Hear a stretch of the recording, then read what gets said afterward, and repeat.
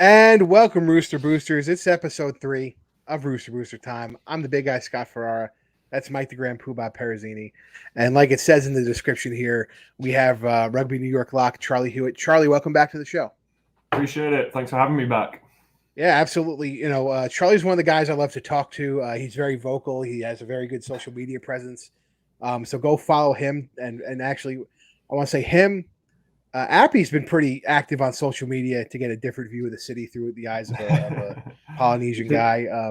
So I think him and Appy, those are the two social medias I'm going to push. Yeah, I mean, actually, Joe Basser as well. This guy, the new guy, he's seen more of New York than I have, and this guy has been here about 2 weeks. So fair play to him. He's like the ultimate tourist in my eyes.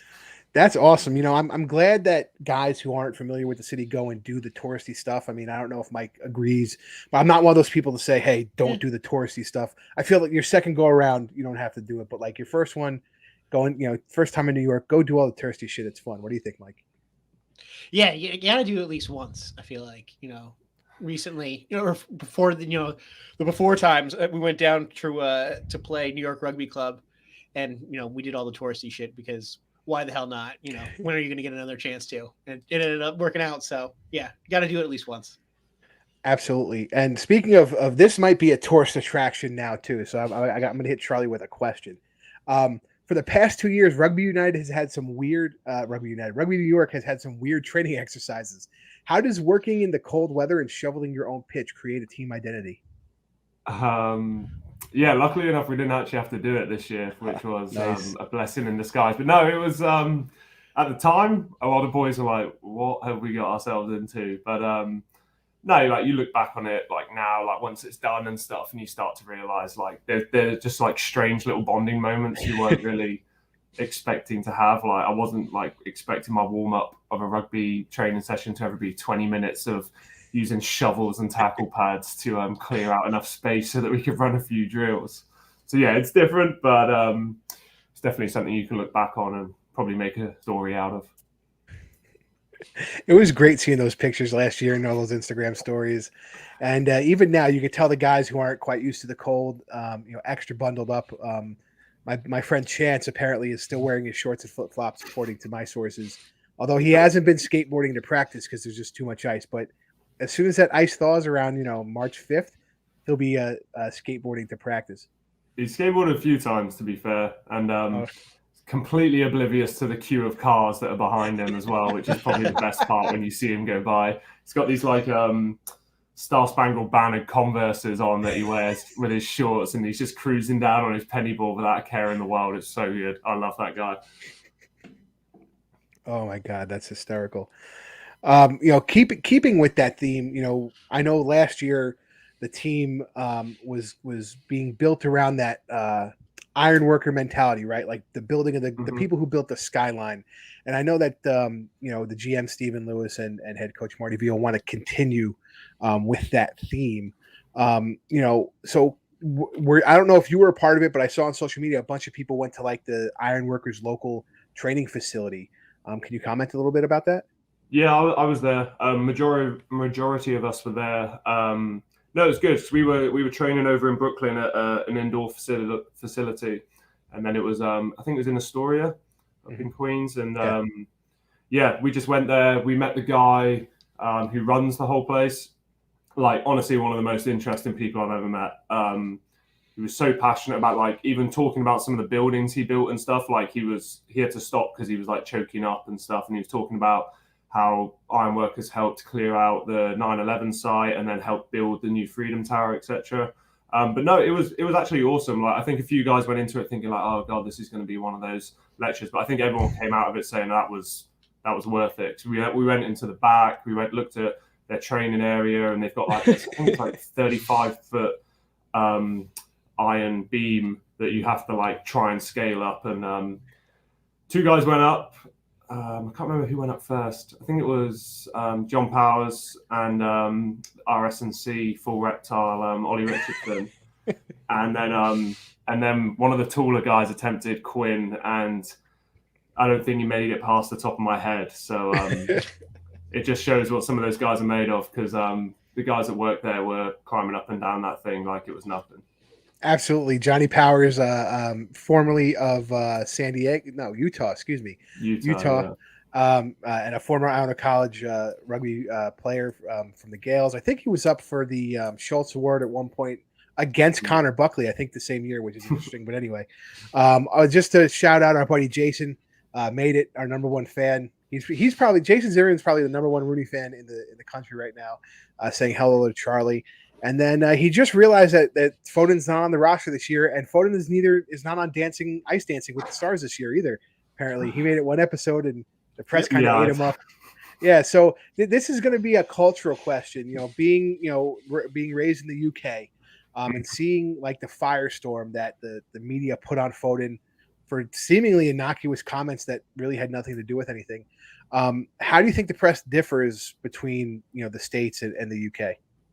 As far as athletes are concerned, I don't know. I think it can be pretty similar sort of nowadays. Like I know a few guys down at Exeter that are like, I wouldn't say they're opposed to the vaccine, but they just don't want to get it. And it's like pro-choice. I'm all about that. It's all good. And they just got eaten out. So I just believe it's a case of wanting to make a story half the time. Sportsmen can be loved 1 minute and they slip up slightly and suddenly you forget all the good they've done in the past. So I think it's pretty similar on both sides. I do like how the American sort of media makes more jokes out of things than anything, like watching Antonio Brown run off the field and stuff like that. And although it was bad press for a lot of it, then there's still the funny side for the whole thing. Yeah, no, and memes and craziness comes out, and I think a lot of the sports organizations, at least, I don't know how the tabloid press is, but they will find the humor in some things to try and I feel soften some of the impact and not get hit. I mean, it just seemed like Fodes was just getting hit from all friggin' angles, and the poor guy was just trying to be on a goddamn TV show. But Mikey, I think you have the next question. Yeah, I was going to say, what do you have for expectations for 2022 for this year? What is your expectations maybe, for yourself and then for, Rugby New York?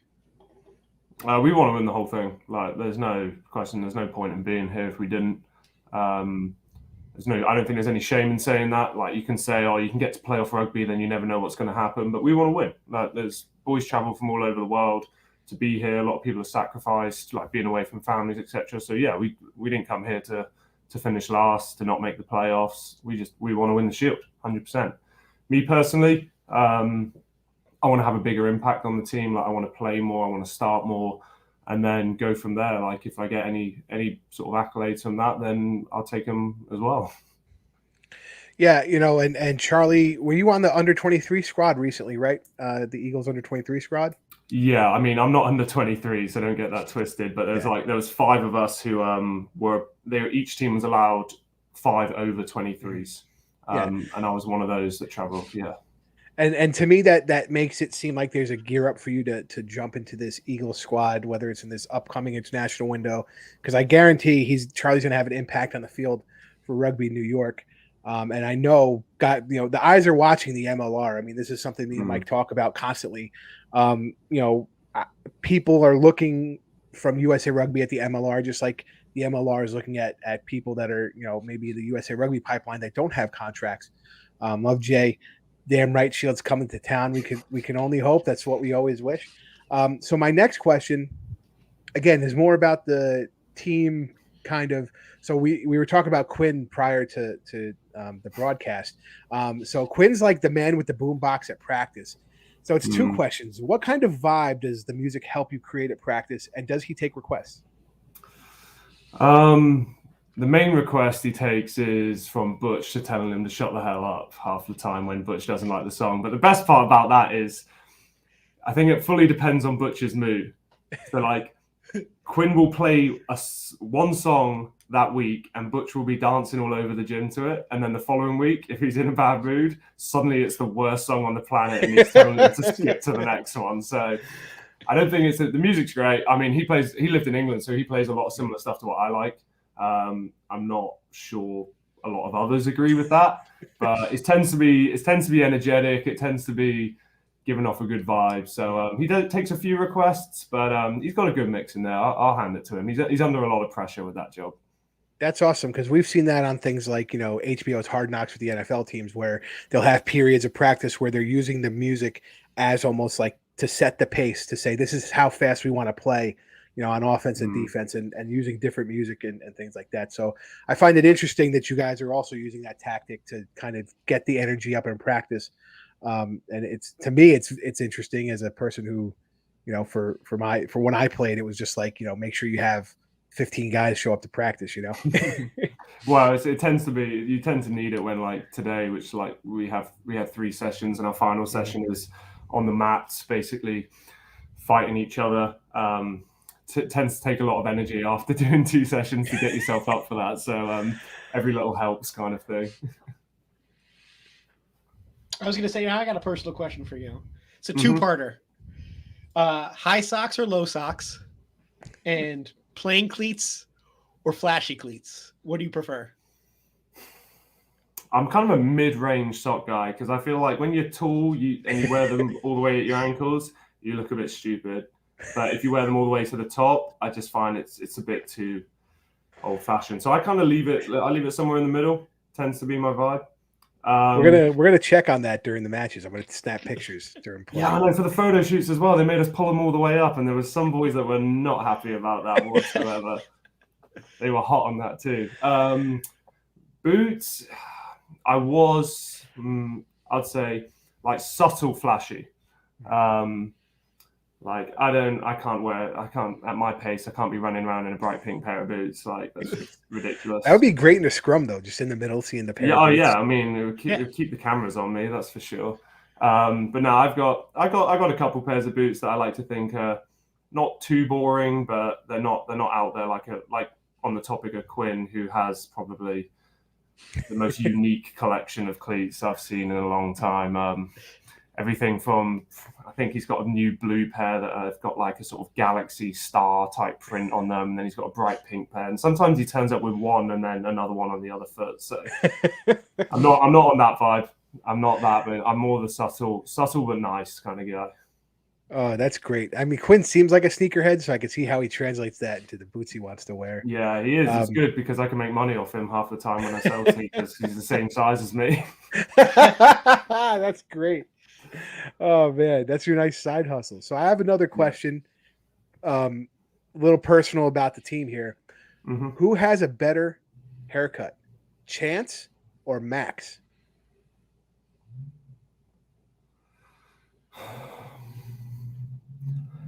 I'm gonna go Chance because there's a lot of effort that goes into Chance's, whereas Max looks like an extra from Lord of the Rings. With the big, like long, I can see the whole sort of Legolas like up the front, and then Max is one of those elves in the background kind of thing. He would get away with it 100%.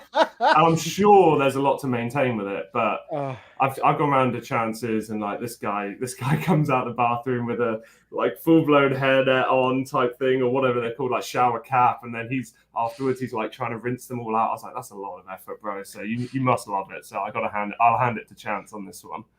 I got to up my Photoshop game, and we're getting Max's face on a picture of Legolas and posting that around. 100%. See if TRN will pick it up as well. Now, I'll spin off that. A bunch of you guys had mullets last season. Are the mullets going to continue this season as well? Turn the head. Yeah, mine's strong now. Wait, other way. Yeah, mine's strong. Like even my mum messaged me after she saw the photo shoot video and was like, "That's getting a bit long, Charlie." But they're visiting in a week, so I feel like I should show them. Then I'll trim it down a bit. Who else got a mullet? Me and Benja at the barbers. They thought we were brothers. So I'll take that because he's a good. Well, I guess you guys, you're both good looking. You're both really fucking tall. Yeah, it's the second time we've been asked if we're related, so there seems to be a trend. I'm trying to think. Yeah, mullets kind of come back in. I started mine actually with Dan Hollinshead last year. We had a bet who could come back with the best mullet, and the other one bought the other one dinner, but he never turned up. So I guess I won. And I just saw the team picture from France, and he does not have a mullet. So definitely won. He shaved it off like 2 weeks ago. Yeah. So you have won. Yeah. So we've stopped being friends basically. So he's left me with this big mop on the back of my head, and then just buggered off to France. So choices.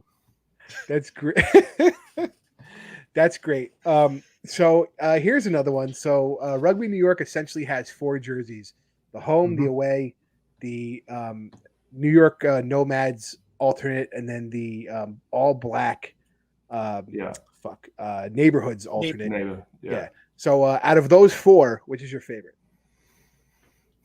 I'm gonna go with the collared one, eh? Like I'm not a big collared guy, but I like how simple the jersey is. I like the little on the bottom corner. There's the circle RNY in like the subway, and I like little subtle hints like that. But I mean, to be fair, the other ones are nice. Like they did a good job this year.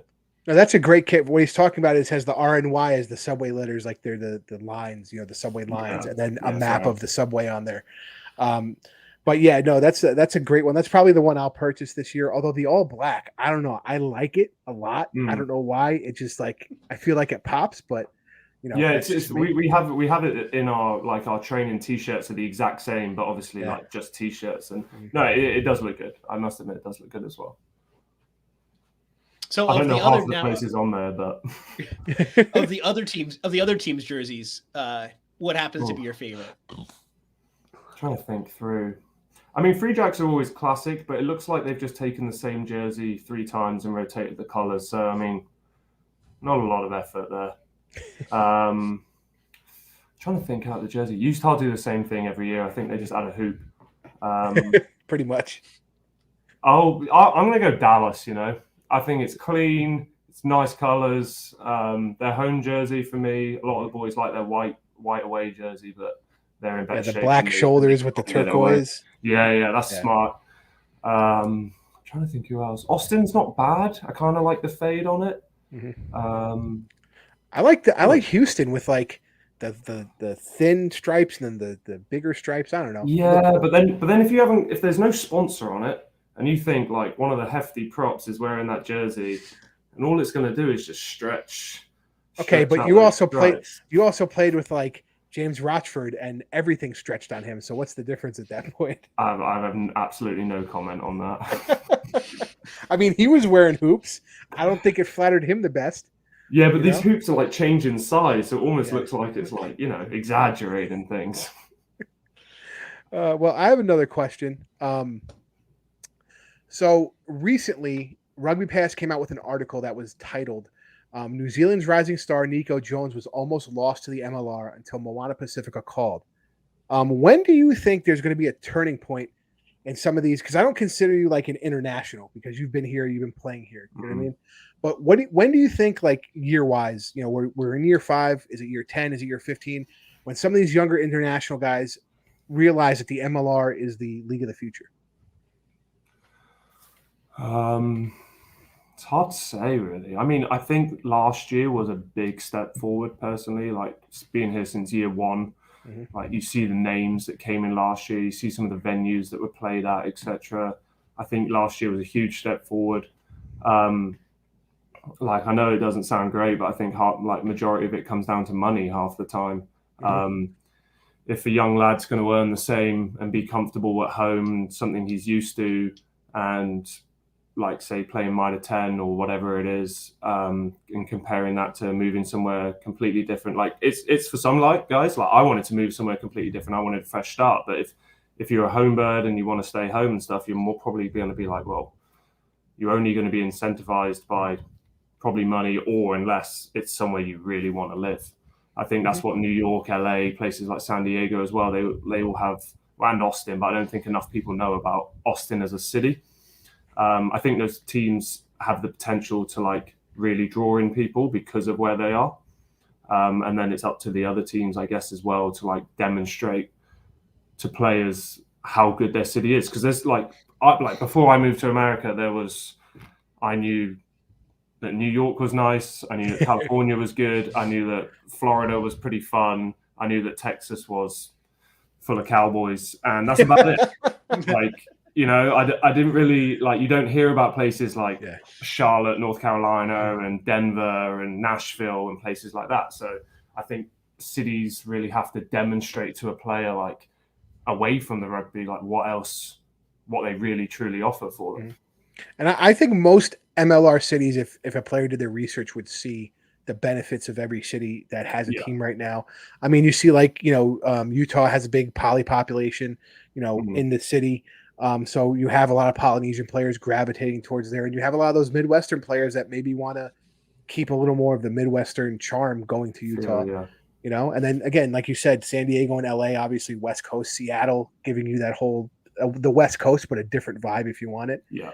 And, and there's also Toronto, and who knows, maybe we'll have a West Coast Canadian team, So, I mean, I think we'll start catching more younger players. I mean, I'll put it this way.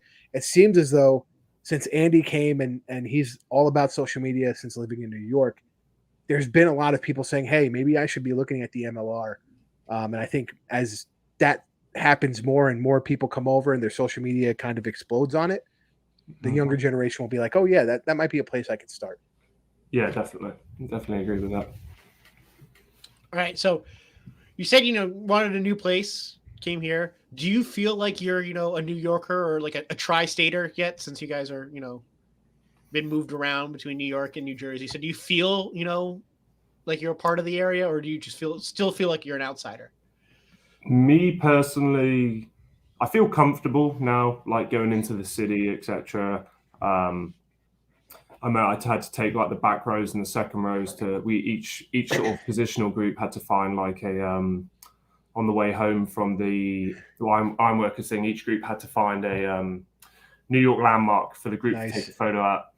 And I looked around the group and I was like, oh, crap, I've actually been here the longest out of everyone. So it was me and then Benja, and I was just like, oh, okay, I guess I'm the one taking charge of this. So I cracked out my Google Maps and made sure I got myself to the right place and made sure I got everyone home. But yeah, I'm feeling pretty comfortable. I think places like Manhattan and stuff, you're just never going to see everything. Mm-hmm.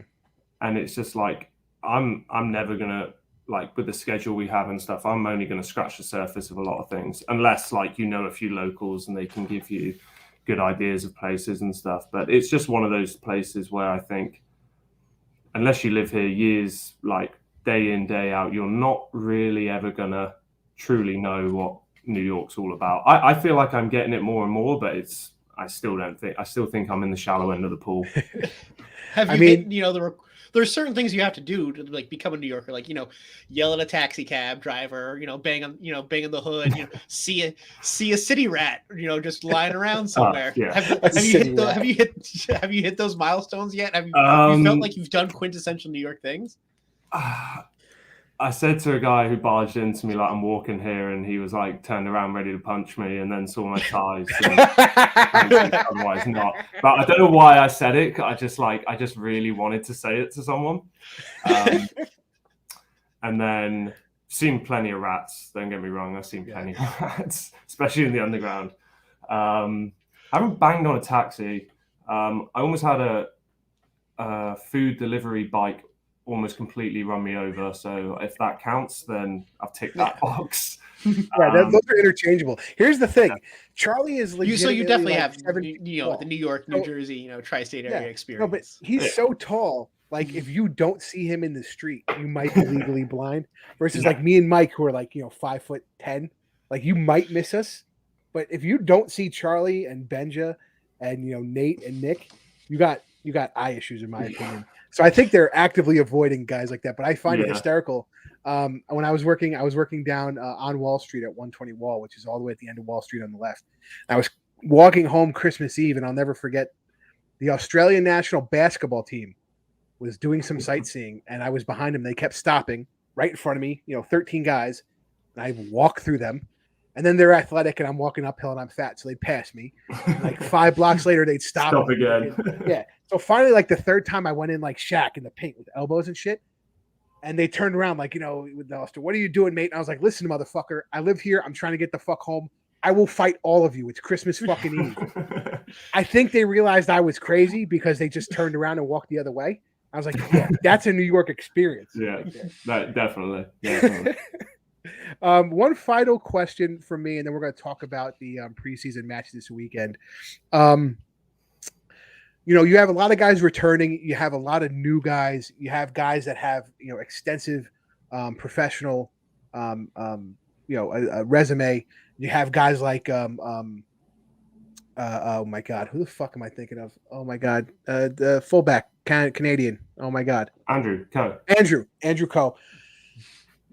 Do you think you guys, because he's played in the league before, and you've obviously been in the league now for 5 years, like, do you think guys who've played in the MLR come together quickly because they can bond over like being in those teams that are struggling in the first couple of years? And do you think it's tough for the new guys to come over and be like, this might not be as professional as, let's say, the Prem? Yeah, I had no idea Andrew played in the league. If I'm honest, I just thought he played sevens. But yeah, I think it was the same like when I came over. You probably expect it to be easy or easier than you think, and then you play your first game. And I remember it happened a lot last year. Like a lot of the boys that came over last year, they're like, "Oh no, this is a pretty decent standard." And I think it takes the first game often to do that and realize like you guys you're in for a 16, 17 game season. But yeah, I mean, anyone who's come from top flight Europe, Super Rugby, etc., that I wouldn't say they have a chip on their shoulder, but they have the confidence to know they've got the ability to play in this league. But I also think that they need to play their first game to realize it's not a walk in the park. Absolutely. I think the level of competition has risen every year. And I think most guys, and you see it, I think with the older guys like, Rob Shaw, Nanu, Bastro, they come over here expecting one thing. And I think you're right. That first punch in the mouth, they're like, this is real high level rugby and you have to take it seriously. Real quick, we do have a preseason match against Austin in Austin. Unfortunately, it will not be televised or streamed. What are you guys looking to get in General Lab this match? Is it play some guys who might normally play? Is it play some starters and to try and gel? Like, do you have like an overall sense of what you guys are trying to do? There's a bit of mix of everything. I mean, there's a lot of obviously new players. So there's new partnerships, like there's new 9-10 combinations, new centre partnerships. And I think a lot of what we're going to do is try and build partnerships during this game. Like you start to realize habits that people have, or say like if this guy runs up to the line, he's going to chip it over. So you get on your horse and like, you're chasing a kick, etc. So I think it's that kind of group synergy we're looking for. It's not going to be perfect by any stretch of the imagination. We know that. But we're still going to go out there and do our best to perform. We don't want to have our only preseason game be something that we regret. But yeah, and it's also a chance for guys that haven't played or might see less game time, etc. I don't know, but it's a chance for them to put their hand up. There's going to be injuries throughout the season. We saw that like plenty of times last year, and there's going to be times where boys have to step up, and you want them to have the confidence, and you want to have the confidence in them to know like they're a solid player and they'll be able to hold their own. So, here's our last question before we go. Do you think you give me a percentage? What's the percentage that you're going to be in the match day 23 for every game? That I am. Mm-hmm. I got 100. I think so too. I got to be honest. I've been singing your praises all last year, and the year. It's one of those things where when people ask me about like who do I think needs a shot on the Eagle squad, you're like my number one name, and people are like, "Thank you." Yeah, and people are like, "Really?" And I'm like, "Yeah, he's the guy that needs the shot." No shade to Nick and Nate and oh my God, CC and Peterson. Yeah. But they're getting up there in age. We need to foster the younger generation, and God can't teach height, or is the only one that can give height. You can't teach it, So I think having a legit 7-footer lock on the USA squad does make a difference. I think having Benja in there as a taller, lankier replacement for Cam Dolan eventually, over the next few years, I think we saw when he played, he can take Cam's spot when Cam decides he's no longer fit to play, and I think you guys are the younger generation that's going to come up and foster us into a great position when we get that Rugby World Cup in 2031. So again, I talk about Charlie all the time. He obviously didn't know that. Now I'm fangirling over him. But Charlie, thank you so much for coming on. We really appreciate it. We really appreciate your candor, and we always have fun with you. If there's anybody you want to shout out, now's the time. Who do I want to shout out? I don't really like anyone, if I'm honest. So okay. You don't have like a harem of girls or something around you in New Jersey? No. I got my lovely girlfriend Skylar down in Houston. Don't even try I was just trying to get you in trouble. Don't even try that crap with me. No. Yeah, she's a bit sick at the moment, so I'll give a shout out to her. And hope she thinks she's got COVID, but we don't really So does Mike. Anymore. So listen, it's like a club. We can make jackets. No, but yeah, she's holding the fort down with the dog. So I'll give a shout out to her, of course. Awesome. Skylar, get well soon.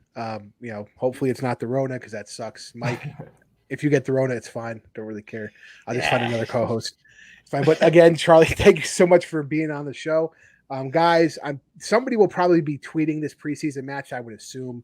I'll ask some of the AG fans if they're going to be in attendance, if they can tweet us some updates and things like that. Good luck this weekend, Charlie. Good luck throughout the season. Can't wait to see you play. I'm the big guy, Scott Farrar. That's Mike the Grand Poobah Parazzini. Check us out on all social media at RNY Fans. And we'll see you all guys. See you. All done?